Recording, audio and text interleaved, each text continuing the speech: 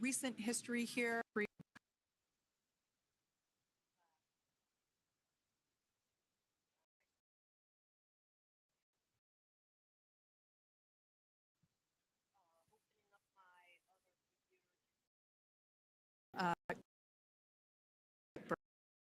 We've got less.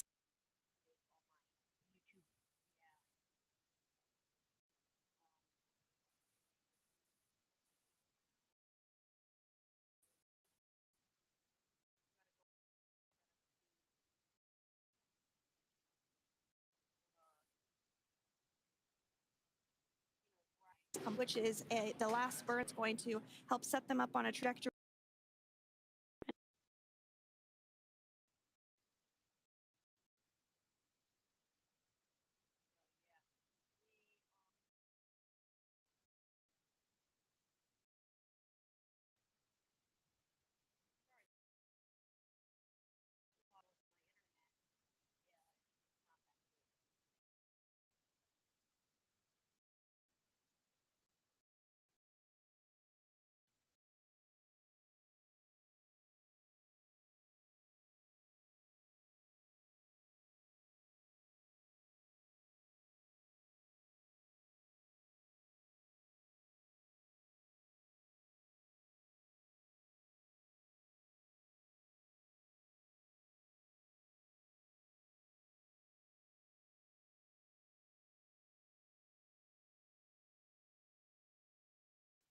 Cone in preparation for atmospheric reentry. That we keep Nick, Sunny, Butch 20 minutes from now. And I said resource entry as wave height at the expected splashdown location. But all in all, everything has been great. Today. All events have been executed on time as expected, and we are looking forward to a splashdown of the Crew 9 crew at about 5:57 p.m. Eastern Time or 2:57 p.m. Pacific Time. Between now and then, things are going to start moving quite quickly. In fact, if anything, this will have seemed like the slower part of the reentry phase. We're going to go through, like I said, that period of loss of signal, or LOS. That period is a few minutes long where we are unable to communicate or command the capsule due to the plasma that builds up on the exterior of the capsule. That period, like I said, lasts for a couple minutes. You will start to hear SpaceX Core hail the Crew 9 crew a little bit earlier than expected, because we, in the past, have actually regained communications a couple minutes earlier than initially anticipated. So we'll go through that period of loss of signal, that entry period, that specifically when the Dragon spacecraft is re-entering through the atmosphere. Approximately at about 18, capsule is traveling at 350 miles per hour. Our first views of parachutes for the day. That's one of my favorite moments.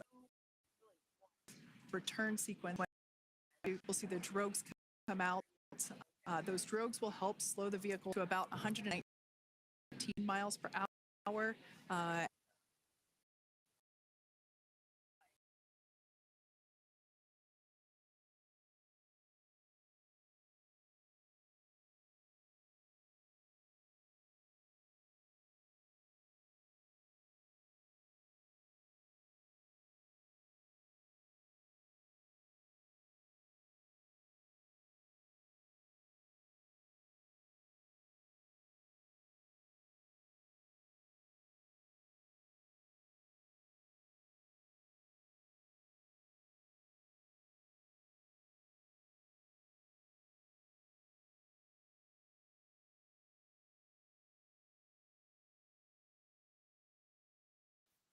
So now, speaking of Dragon's primary heat shield is comprised of PICA 3.0, which stands for Phenolic Impregnated Carbon Ablator.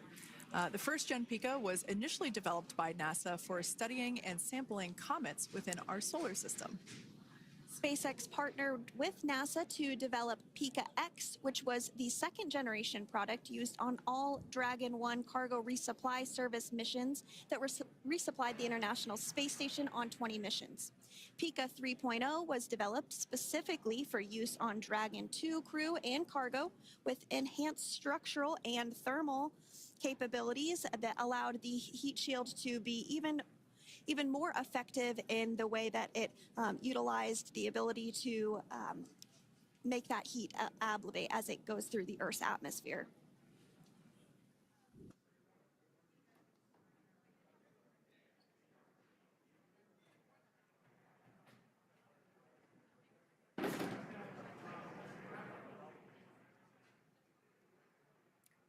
The remainder of Dragon is composed primarily of a SpaceX proprietary ablative material. It's another class of thermal protection which is lighter weight versus Pika and protects the underlying composite structure during reentry to ensure the structural capabilities are maintained.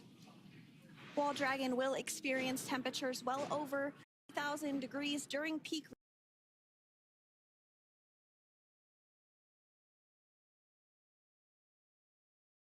characteristics of the thermal protection system coupled with the environment and Alexander stay cool and comfortable during all phases of reentry through splashdown. Now, if you've just recently joined us, we hope to regain views of our crew members inside Dragon Freedom, but we don't have those available at the moment due to ground station coverage. So we will bring those back to you as soon as we can. Now, after Dragon Freedom has re-entered the Earth's atmosphere, a series of parachutes will deploy to slow the crew's descent. First will be the 2 drogue parachutes, followed by the 4 main parachutes, and those will guide Dragon to its first contact with Earth since it launched back in September. Dragon will automatically deploy these parachutes when different pressure and positioning sensors on the spacecraft detect that they're at the right speed and altitude. Vehicle velocity at drogue deploy is approximately 350 miles per hour, and they deploy at about 18,000 feet. Now, when the vehicle velocity at main deploy is approximately 119 miles per hour, and they deploy at about 6,500 feet. When Dragon splashes down in the water, the vehicle velocity will be about 16 miles per hour, so you can really see how those parachutes help to slow down the crew inside the capsule. The highest G-load the crew is expected to experience today is about 3 to 5 Gs. Yeah, when you think about really fun roller coasters, they're about in that range. So I'm sure that our crew on board will be well equipped to experience those Gs. It's nothing for them. They go through much more intense training. And so we are continuing to make our way through a number of milestones today. We did have trunk separation. Freedom, SpaceX. Nose cone is secure for entry. Freedom Cup. This is my first stream, by the way, guys, so get those super chats. All right, great news there. That tells us that the final physical configuration change for Dragon is complete. We have closed that nose cone. This is the last physical change that Dragon undergoes prior to re-entering the Earth's atmosphere. It's important that that nose cone is completely closed because underneath it is not only where the 4 forward Draco thrusters are located, but it's also because that is where the forward hatch is located. That is the hatch that is utilized for the crew to ingress and egress from the station while it is docked on board. And since our capsules are flight proven and we reuse them on future space flights, we want to make sure that all of the integrity of that hardware remains intact. So that nose cone is successfully closed, and we're going to start moving pretty quickly here. As I mentioned before, we'll go through loss of signal. We'll get that signal back several minutes later, and then we'll see the parachute action. Yep, and then that's all ahead of splashdown off the coast of Florida. We're targeting Tallahassee as our splashdown zone today at 2:57 p.m. Pacific time this afternoon. Now, you did mention the call to the crew. They'll do some additional calculations following that burn and potentially let us know if that splashdown time has changed at all. But right now, we are continuing to target 2:57 p.m. And you can see there on your screen a path of where Dragon will be re-entering today. So if you are in, you might have the opportunity to see Dragon, because it's too great of views, but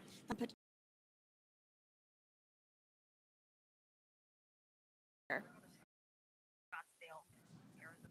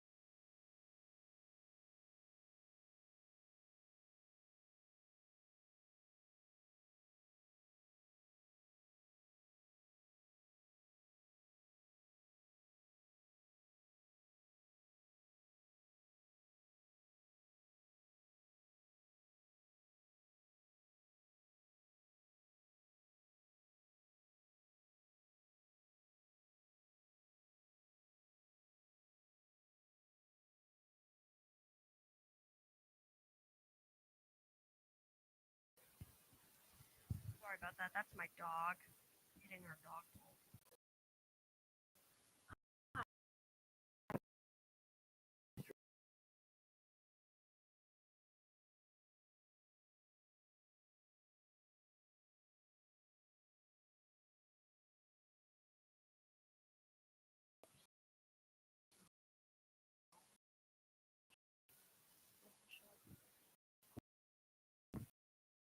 Water. Yeah, there's water in it.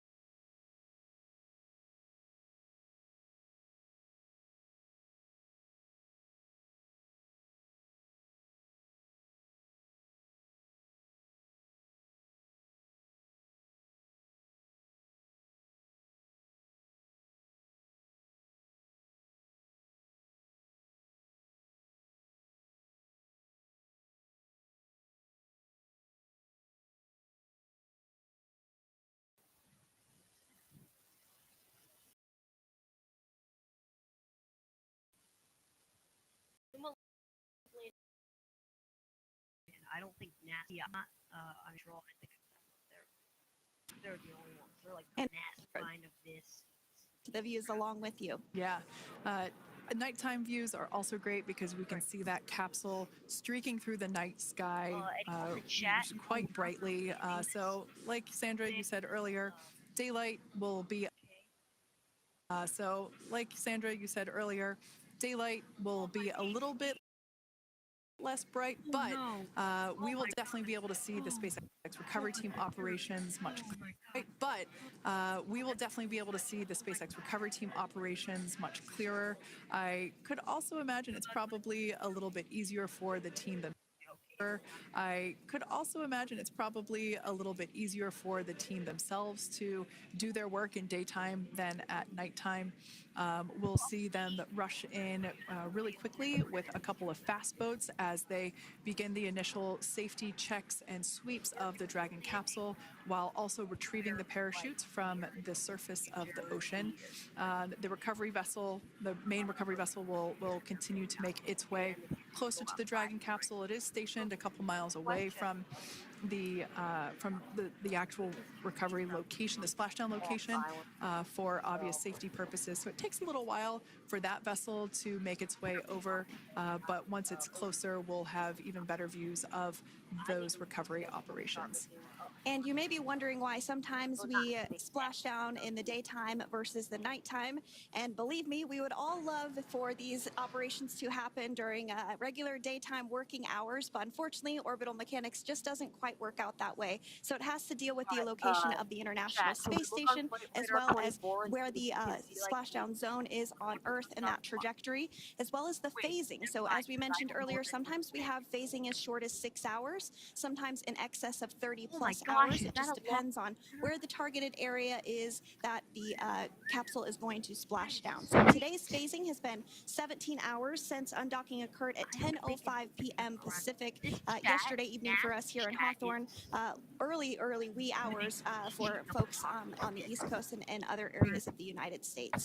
so many Yeah, but regardless of whether it's daytime or nighttime, the SpaceX recovery team has trained and practiced and rehearsed for it all. So regardless of daylight, they are really efficient with those operations.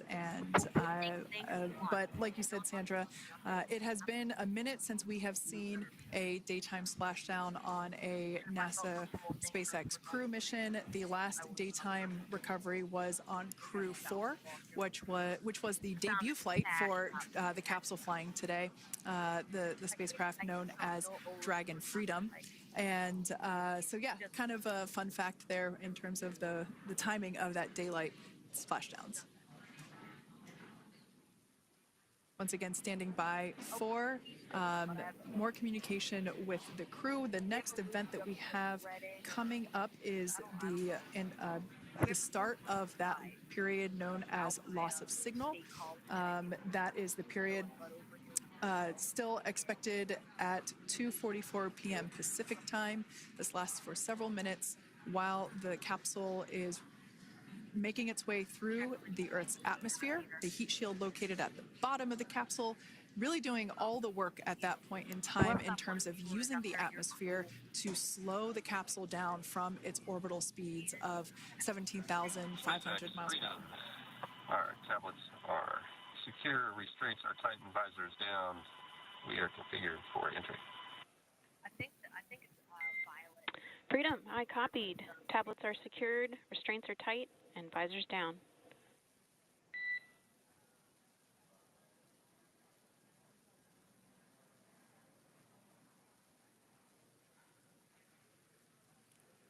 All right, great news there in terms of continuing to make progress. That back and forth communication we heard was just letting Core know that per their instructions, Crew 9 has now put away everything that was necessary in order to begin the re-entry, including those tablets that were located on their legs. Those are now stowed away. They've tightened that safety harness that we see there, and the visors are now down. So with all that being said, let's take a minute to meet our returning crew. U.S. Space Force Colonel Nick Hague is your Crew 9 commander. He was selected by NASA as an astronaut in 2013. This was his second spaceflight to the International Space Station and third launch overall. He spent 171 days in space with Crew 9 and has a career total of 370.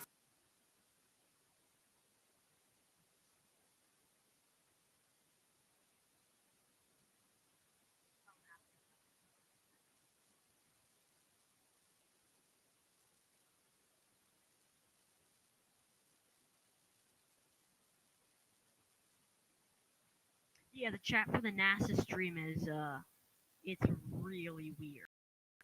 And you would think that it would be for like the SpaceX chat, but there are some people saying some really weird stuff like someone for Take Off America in the chat streaming.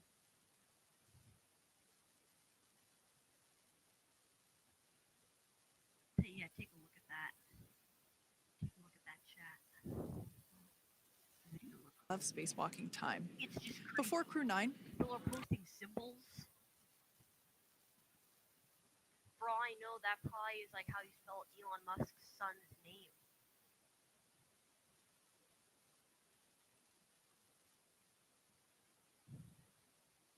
Yeah, probably should close GOFS. This is gonna take up too much. Alright, this is annoying now. It's taking forever. Any viewer out there, please stay on. I wonder if that viewer's Violet. Violet, if it's you, can you yell down?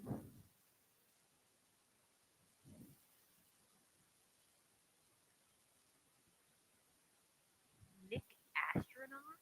Oh, NASA astronaut. I thought that said Nick Astronaut, but it didn't. It didn't. It doesn't. It didn't. It don't. It doesn't. Yeah. But I'm gonna go back and watch this stream after it's done. Oh my gosh, he's done spacewalks. Oh my gosh. Whoa.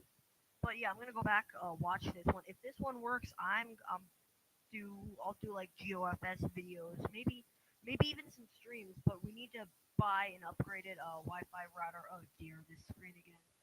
But yeah. That she kind of looks like JD Vance's wife, which I'm pretty sure JD Vance's wife is not a Trumper. So shout out to her.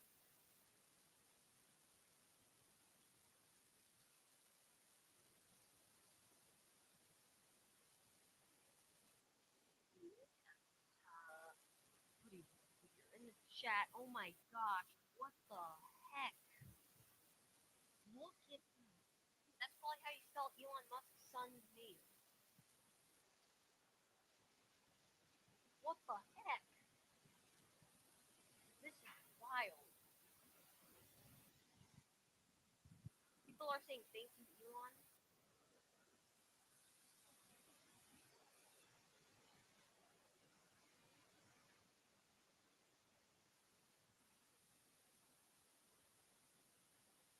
Oh my gosh. I swear, if I it could be this I need to close that live chat. That might be our issue.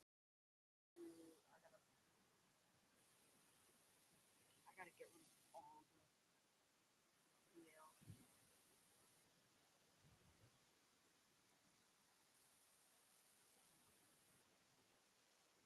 Alright, what is going on? Yeah, we still have that one viewer. Shout out to them. Hanging in there. Oh my gosh, she's done spacewalks? Whoa! That's cool. That's pretty cool. Shout out. Shout out to her. Spacewalk. I mean, cool. Alright, what is going on with this stream? I need to disconnect my Wi-Fi.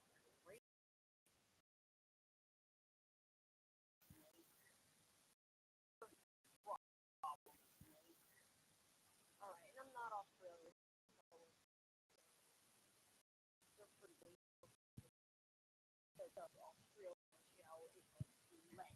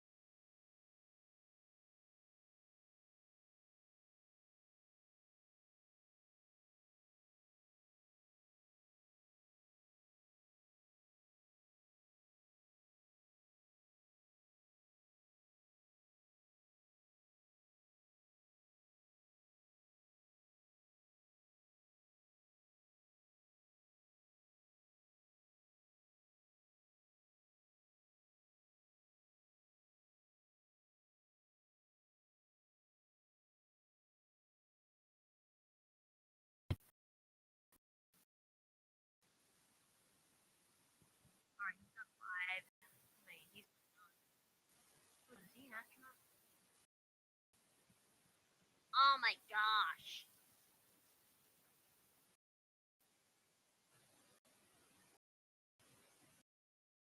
What's splashdown? Tell me in the chat. W's in the chat room. Hey, we're